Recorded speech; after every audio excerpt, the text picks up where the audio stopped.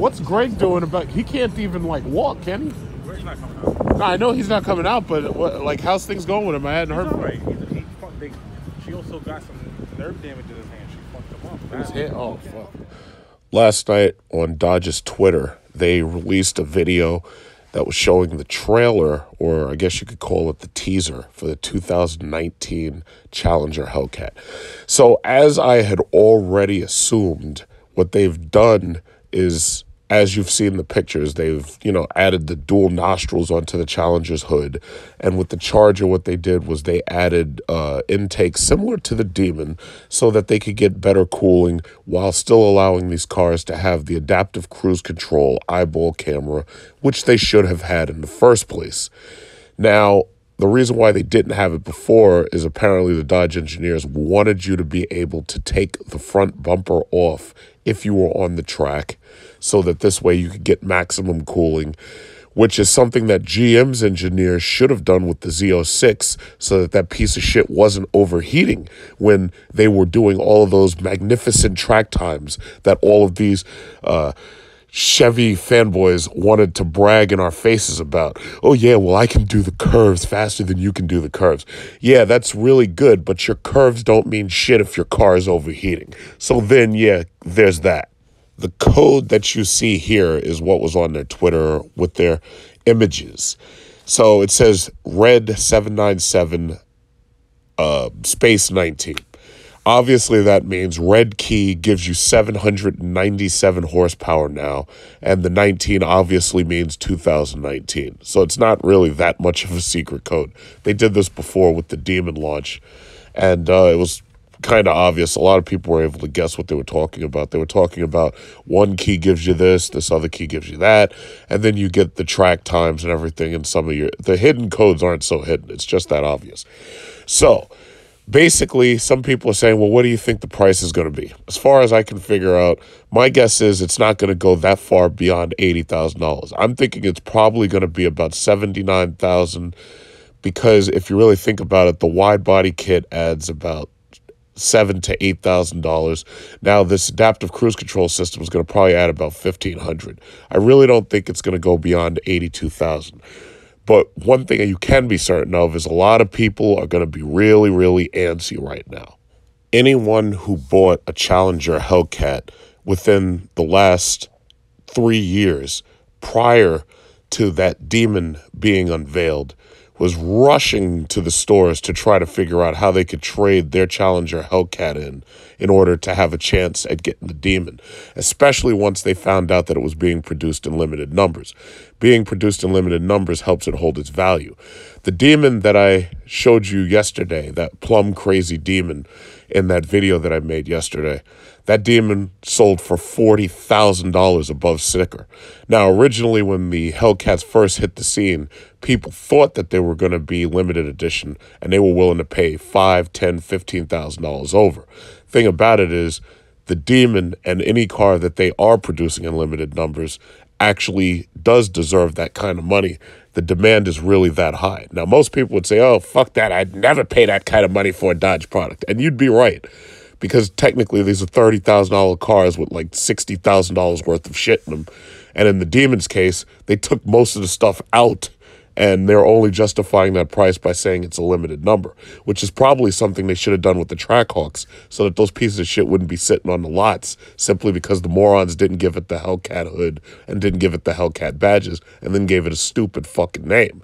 But be that as it may, the reality of the situation is people who buying these cars, if they are financing them, they want to know that their value isn't going to depreciate overnight into the shitter. I've been stressing my point, which a lot of people try to argue. Oh, yeah, you shouldn't lease, because if you lease, you're never going to own anything. Well, the reality is, even if you finance, you don't own shit until that balance on your car note says zero. And then you got these other people who talk a lot of shit. Oh, yeah, well, you're supposed to pay the whole thing cash. Yeah, you probably don't have $140,000 to just hand them. So ultimately, leasing is probably the most logical thing to do, because now what you're seeing is they keep releasing all of these new products under the exact same strategy. They take a $30,000 car, they throw more shit into it, and then they sell it for more money. I mean, I can't even imagine what it's like to be working as a board member in that office. It's like they say, okay, what are we going to do for 2020? Somebody raises their hand and says, hey, I know, let's take the Charger, let's make it 1,000 horsepower, we'll call it the Dodge Satan, and then we're going to sell it for, I don't know, $100,000. And then everybody starts clapping, and they're like, oh, that's a great idea. You're hired, and I'm going to give you a promotion. And that's what it's like at Dodge right now. And the funny thing about it is, because so many of these other cars are nothing more than copy-pasted pieces of shit, Acura, Infiniti, Lexus, all of these cars look the same, they sound the same, they've got the same piece of shit, twin turbo hair dryer, stupid pinwheels added to my engine V6 that nobody wants.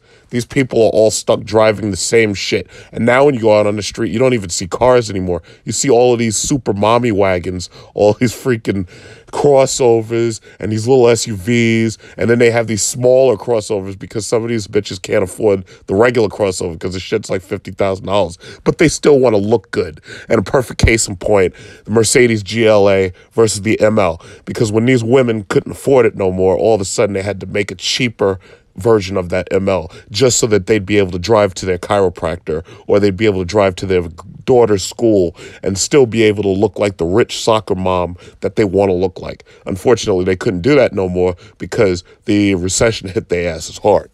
For those of us who are discerning car buyers, we just don't want all of this crap that they keep making out there that all looks alike. Right now, there's nothing that looks or resembles or has the kind of power that a Dodge product has.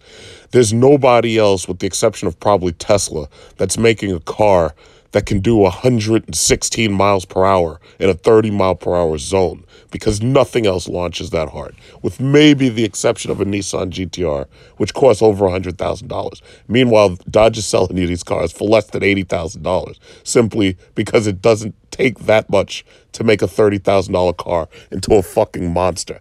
And then I've got 4 doors, so when you try to race me, I can have 4 other people sitting in the car with me as witnesses to you losing the race, because you and your pathetic BMW M4 or your silly Mercedes with your silly little twin-turboed V6 silly little engine, or your silly little engine, you guys tried to race me, but I got 797 horsepower. Who the fuck is putting 797 horsepower in anything?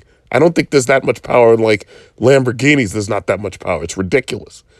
Dodge is doing it, and they're doing it the smart way. They're doing it using ancient technology. This shit is old. It's cheap. It's inexpensive to fix. It's relatively inexpensive to buy the stuff. And you're getting a goddamn warranty on it so that you can race the shit out of these people. And if anything goes wrong, take your car to the shop. They lend you a Dodge Journey. And then you come back, you pick up your car, and then you're right back out there racing the shit out of people. So that's the reason why Dodge is succeeding right now. Now, I do wish that FCA had done the right thing about the Trackhawk, and I really wish these bastards would have given me a Chrysler 300 Hellcat, because it seems that they don't want to give me my Chrysler 300 again. I'm very disappointed about that. I wish they'd give us a Magnum. I wish people would stop arguing with me. Just do it. Stop arguing with me. When you argue with me, you're wrong. It's just that simple. So here we are, not very long, got those 2019s coming, 700 and goddamn 97 horsepower. And I feel so bad for anybody who just bought themselves a Charger or Challenger Hellcat, because they only got 707.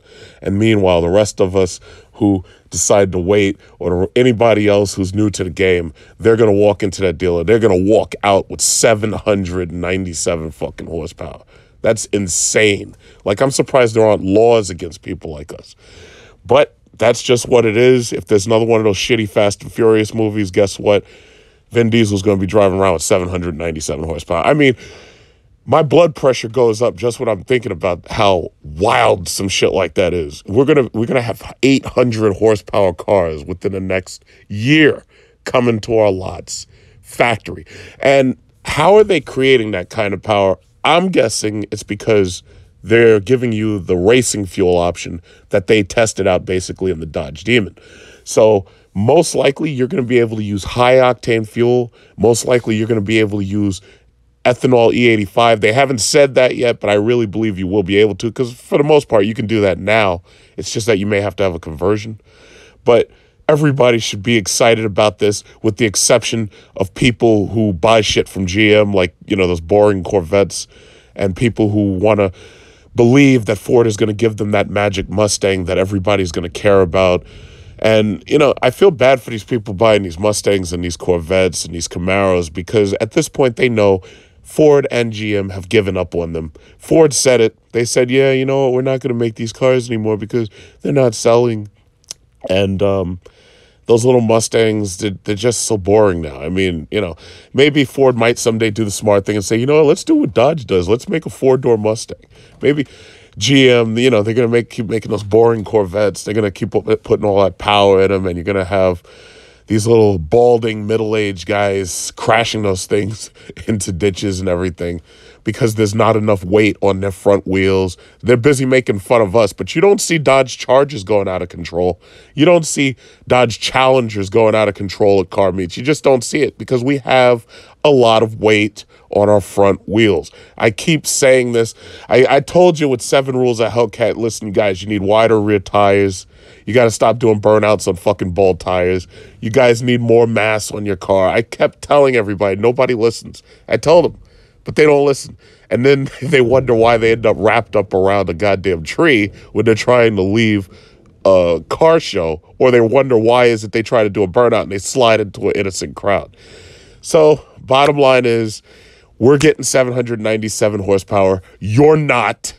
All of you, oh yeah, I'm going to get a new ZL1. I'm going to get a new rear mid-engine Corvette. You're going to end up losing again. You're going to end up with a car that overheats again. GM gave up on you. I'm so sorry for you guys. I'm so sorry.